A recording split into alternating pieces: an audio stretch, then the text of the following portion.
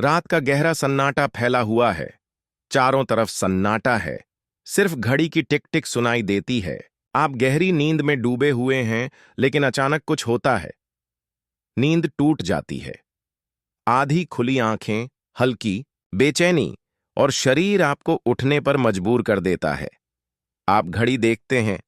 हर बार वही समय, सुबह 3 बजे से 5 बजे के बीच। और वजह, पेशाब जाने की तीव्र इच्छा। आप सोचते हैं, ये तो आम बात है। शायद रात को ज्यादा पानी पी लिया होगा या बढ़ती उम्र का असर है। लेकिन कभी आपने गौर किया है कि यह हमेशा 3 से 5 के बीच ही क्यों होता है? क्यों नहीं रात 12 बजे?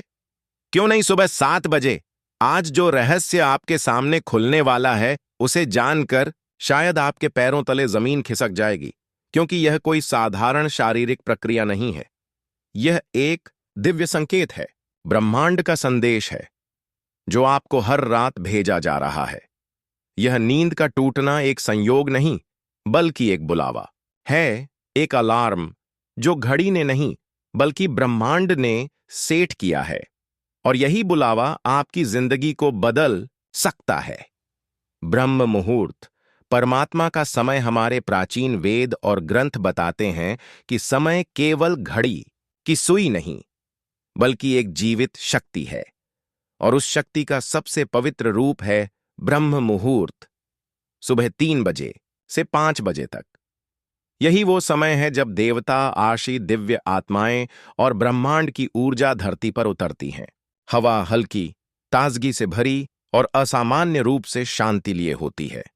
ये क्षण सिर्फ रात और दिन के बीच का बदलता पल नहीं है, ये जादुई दरवाजा है जिसके आर पार दिव्यता बहती है। अब सोचिए, जब आपको पेशाब की इच्छा से जगाया जाता है, तो असल में आपका शरीर एक माध्यम बनता है। ये कोई गलती नहीं, बल्कि दिव्य पुकार है। ब्रह्मांड कहता है, उठो, मैं तुमसे बात करना चाहता हूं।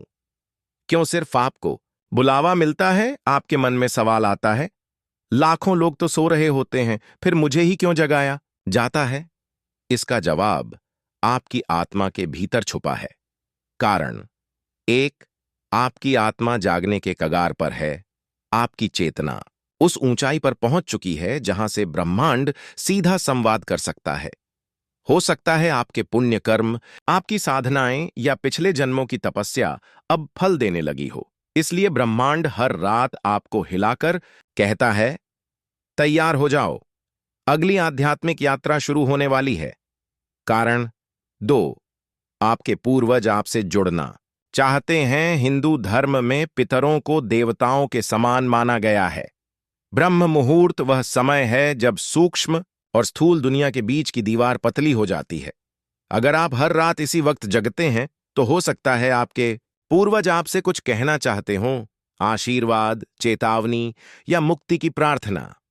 उस पल को हल्के में मत लीजिए। जब आप बाथरूम की ओर बढ़ते हैं, शायद वे आपके साथ चल रहे होते हैं। कारण 3, आपके इष्ट देव का बुलावा। हर आत्मा का एक इष्ट देव होता है। अगर आप उन्हें भूल गए हैं, तो आपकी आत्मा याद नहीं भूली।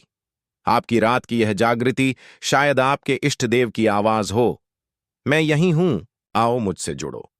इस समय की गई प्रार्थना सीधे आपके इष्ट तक पहुंचती है, बिना किसी रुकावट के।